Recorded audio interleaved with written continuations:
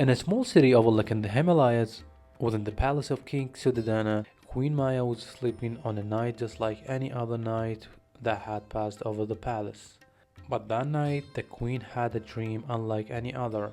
She dreamt of a small white elephant. And this little elephant kept drawing closer and closer to her until it entered her body. Then she woke up.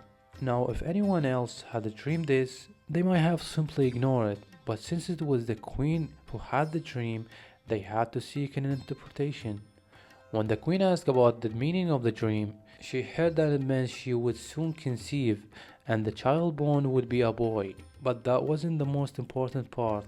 The significant revelation was that this boy would either become a great emperor or a religious teacher unlike anyone who had come before. When the king and the queen heard this, they rejoiced at the prospect of the great little emperor, who would carry the family name and continue their royal legacy. 9 months later, the day came for the little emperor to be born. But that is when something supernatural happened. Ladies and gentlemen, please join me in welcoming our special guest today, Siddhartha, otherwise known as Buddha. Welcome, and it's so pleasure meeting you. Thank you very much. Thank you for having me today. And I must say, I find this current time of yours to be astonishing. The progress you have achieved is truly impressive. To have the ability now to meet a man who has been dead for thousands of years, even if it is only virtually, or an illusion, is a truly beautiful thing. Yes, but this era is difficult too. People struggle with laziness and focus and do what needs to be done because of the distractions is available today have become so critically dangerous. Yes, your time is defined by the struggle with the mind. In previous eras, the suffering was largely physical, and the suffering of the mind is, of course, much harder to bear. Yes, but anyway, our present time is not the subject of today. We want to know about yours and you specifically. So, could you reveal to us the miracles phenomenon that took place the very moment you were born? For what happened right after I was born, I walked 7 steps forward, paused, and declared, "This is my final rebirth." That must have amazed everyone. Naturally, the obvious question is, they asked if you had lived before. What did you answer? I did not answer. I lived my whole life within the walls of my father's palaces. It was an easy life. Everything I desired was brought to me, and everything I needed was there before I even thought to ask for it. But the truth is, this wasn't entirely my choice, as my father watched me grow. He was constantly haunted by one shadow, the dream my mother had long ago, which prophesied that her son would become either a great emperor or a religious teacher. Naturally, my father wanted me to become an emperor, so he tried as hard as he could to limit my time outside the palace. Even on the rare occasions when I went out into the streets in the royal carriage, he would issue orders ensuring the paths I took were filled with smiling, happy people. Anyone sick, tired, or poor had to hide. All of this was to ensure I never felt the need to think or worry about anything in the world. They didn't want me to trouble my mind with meaning, or with life and death, or any of what they called nonsense. They simply wanted me to focus on my future, to become the emperor my father had envisioned. But one day, while I was riding in the royal carriage, was about 29 at the time, by chance, or perhaps by the design of fate, I saw an old man in the street. He was walking slowly, in pain, his body frail. For the first time in my life, I witnessed a human being suffering in such a way. I returned to the palace in a state of shock, trying to process what I'd seen. I realized that no matter how much power or wealth I possessed, Elle was destined to become old like him one day. I had lived for 29 years unaware of this truth, imprisoned inside the palace my whole life. This experience didn't deter me. On the contrary, I kept going back out into the streets. Once, I saw a sick man, and another time, I saw a corpse. That was when I began to realize how unreal my past life had been. My father's palace walls were merely a deception, a trick to hide the reality of life from me. These walls could not prevent old age, sickness, or death from reaching me. I knew then that I had been living a big lie, and so, one night, I slipped out of my room and cast a final look at the palace. I looked at all the things my father had provided so I wouldn't need to see the streets, so I wouldn't think about what was happening beyond the walls. He had tried to create an alternate life for me, one without pain, fear, or anxiety at that moment. I decided to escape. I decided to live in the streets, and I swore that I would never allow any walls to surround me again in this life. You didn't run away from the palace because of guilt, nor because of you were bored with the easy of life. So why did you escape? I escaped for one reason only. I wanted to understand the nature of suffering, and more importantly, I wanted to learn how to alleviate that suffering for humanity. At first, I thought that by rejecting luxury, I would begin to truly understand life. I went for days without eating, persisting until my body could no longer support me. I was too weak to even sit up, and my hair began to fall out from starvation. That was when I realized a crucial truth. In such a state, I could achieve nothing. Extreme hunger is just like extreme luxury. They are two sides of the same coin, and both prevent a person from thinking clearly. I began to learn meditation and yoga from religious teachers I met on the streets. They didn't know who was or my story, but they noticed that I learned very quickly. So quickly, in fact, that one of them offered to make me a partner and a teacher, while another asked to become my disciple. But I refused it all. My goal was not meditation for its own sake. To me, meditation was a means, not an end.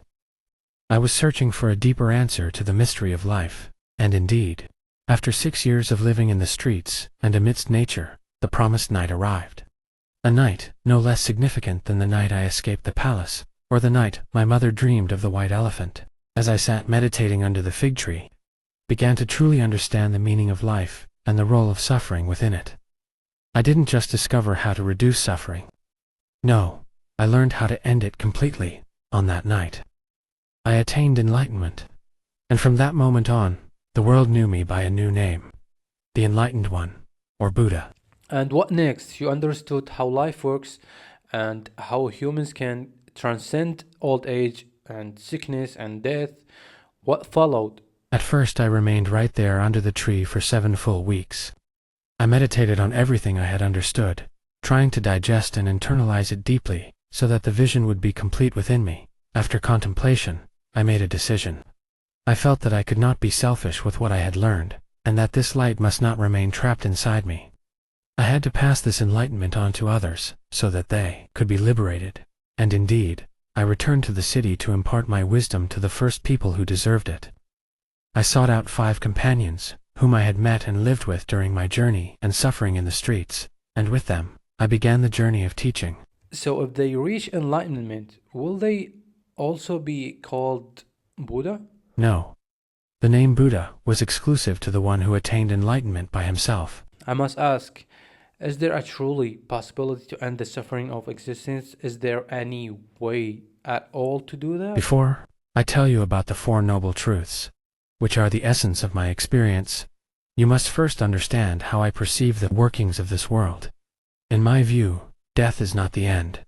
When a human dies, they do not simply evaporate or vanish.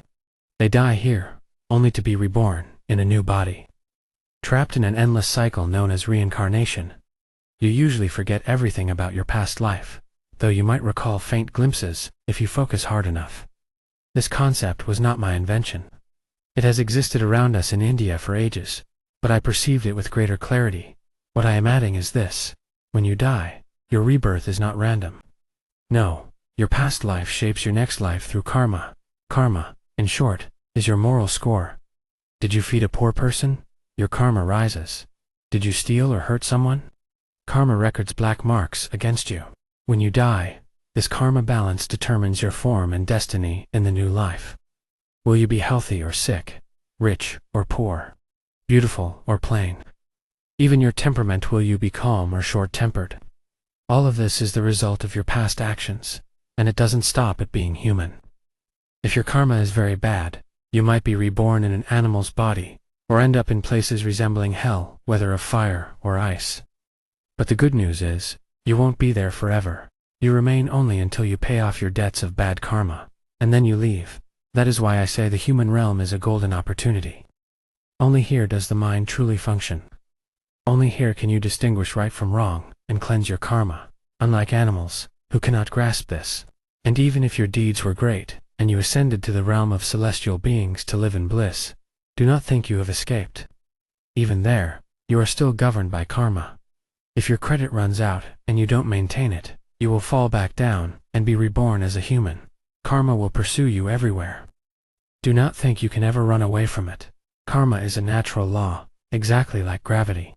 It applies to everyone from the king to the beggar. We just keep being born and dying in this vicious cycle forever, or what? That is the very question I asked myself, and it led me to deduce the Four Noble Truths. The first truth I reached is that life is suffering.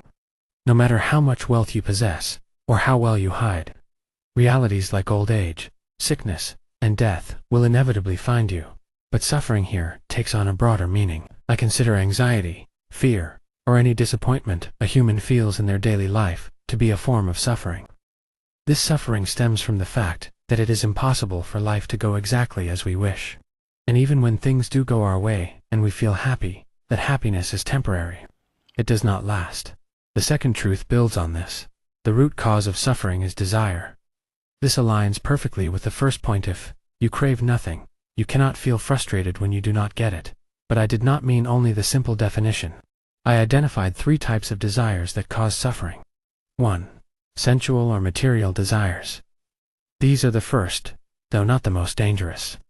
Like wanting a new car or a bigger house. The desire isn't necessarily evil. It could be an ambition that went unfulfilled, causing you pain. 2. Desire for existence to be. This arises after basic needs are met. You want to be somebody, to experience new things, explore the world, and find your place in it. 3. Desire for non-existence, not to be. This is the third and most dangerous. It is the urge for self-destruction, not the destruction of the world. It means denying yourself basic needs and rejecting the value of your own existence. It often stems from low self-worth and can lead to irreversible self-harm. All 3 forms are essentially the same, because none of them can ever be truly satisfied. The desire for existence is insatiable as long as one is obsessed with the self. And the desire for non-existence cannot be satisfied as long as one still exists. But how is the desire for not existing never satisfied? What did I tell you? In my understanding, when you die, you return to live again. So, whether you seek existence or non-existence, you will still exist, and the desire will remain. I see this vicious cycle of desire and the failed attempts to satisfy it as exactly mirroring the cycle of life and death. My third truth connects these 2 circles, the cycle of desire and the cycle of suffering. I declare that there is a way to end human suffering. There is a way to liberate humanity from this endless cycle of desire. And not only will we free people from desire, but they can also be liberated from the endless cycle of life and death, reaching a state known as Nirvana. The word Nirvana literally means extinguishing or blowing out. Imagine a burning candle that you simply blow out. In my view, Nirvana is not a place you reach only after you die. It is a state you can achieve while still alive as a human. It is the state attained when I sat meditating under the tree and became enlightened. And it is the state I will pass into after I die. And how does a person reach Nirvana? Or rather, what does Nirvana feel like? I used to receive this question often. And when someone would persist, asking me to describe the feeling of Nirvana, I would answer with a simple parable. Imagine a man struck by an arrow in his chest. Instead of trying to pull the arrow out and treat the wound, he sits there asking, I wonder what is the hair color of the man who shot this arrow, or I wonder what I will eat after I remove the arrow. The point here is that reaching Nirvana is not a goal in itself. Rather, Nirvana is simply the state a person arrives at when they rid themselves of life's suffering, breaking the cycle of life and death, and shattering the cycle of desire. Those are the true goals. That is why I refuse to let anyone follow my teachings solely because they wanted to get to Nirvana and nothing else. But you say that you can end suffering and the way is to reach Nirvana, so... This brings us to the final truth, the path by which a human can reach Nirvana. I can summarize this path for you in 3 main parts. First, improving karma through ethical conduct. But to me, commitment to ethics does not mean blindly following what I say. Nor does it mean simply following the rules of society. No. I say that a human being has complete freedom to make their own moral decisions. Since they possess the reason to understand the consequences of their deeds, they are the only ones who can decide and calculate, will this action cause me harm or not? I also assert that there are 3 roots of good and 3 roots of evil. The roots of evil are hatred, greed, and deception. The roots of good are non-attachment to life, love for the good, and the striving to understand the world. I do have some guidelines that forbid killing and stealing, but the way they are applied is left to each individual. This stems from the idea that karma is a natural law. This means if you do something because you believe it is good and it truly is good, you will be rewarded for it, even if society sees it as wrong, and even if it appears to go against my own words. I have often said that my teachings are not meant to be taken literally and blindly executed. Rather, every person must reflect on them according to the situation they are in and do what they see as right. So, what are the criteria, or what is the good vision that enables a person to evaluate the situations and make the right decisions? Wisdom. This is the second of the 3 pillars that lead you to nirvana. To me, wisdom is understanding the 4 noble truths and constantly desiring to improve your understanding of the world. The last thing you need to reach nirvana is meditation. Meditation in my method is not like prayer in the monotheistic religions. Its goal is not obedience or submission. To me, meditation is a tool that allows you to contemplate the world and your life more clearly, enabling you to attain the ethics and wisdom you seek. All these things, my friend, are what should lead you to nirvana. I continued on my journey to spread my message. Moving from village to village, and from city to city, all on foot, I persisted in this way until I reached the age of 80. And at that time, I began to truly sense that death was drawing near to me. So, after reaching nirvana and not being reborn again, where do I go? Does that mean I become nothingness? I tell you, if you sincerely commit to these teachings, and manage to rid yourself of your desires and shatter your ego, you will be able to reach nirvana. This is the state a person attains when they completely cleanse their heart of its cravings and attachments. At that moment, you stop caring about the self, or about being special or unique. You are finally liberated from all the shackles of this life, and you return to melt away and merge with the entire universe, existing in a state of tranquility and peace that lasts forever. So, you didn't believe in the existence of a god or in supernatural forces governing the universe? I always believed that the gods, assuming they exist at all, are ultimately in the same position as humans. They possess flaws, they face problems, and they are subject to the very same laws of nature that govern us all. Therefore, I saw no use in praying to or worshipping these deities, because human salvation depends entirely on the individual themselves and their own effort, not on gods or supernatural forces. So, what will become of your message after you pass away? Is there anyone who will take your place? I did not say that I would leave anyone in my place. For from the very beginning, I was neither a leader, nor a messenger, nor a god. I was merely a teacher. I arrived at a specific message through meditation, and I conveyed it to people to the best of my ability. Nothing more.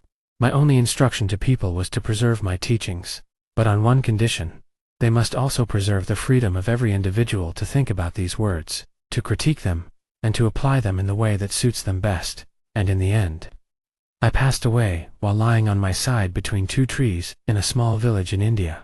Now, I can truly say that I have achieved nirvana and reached my final goal.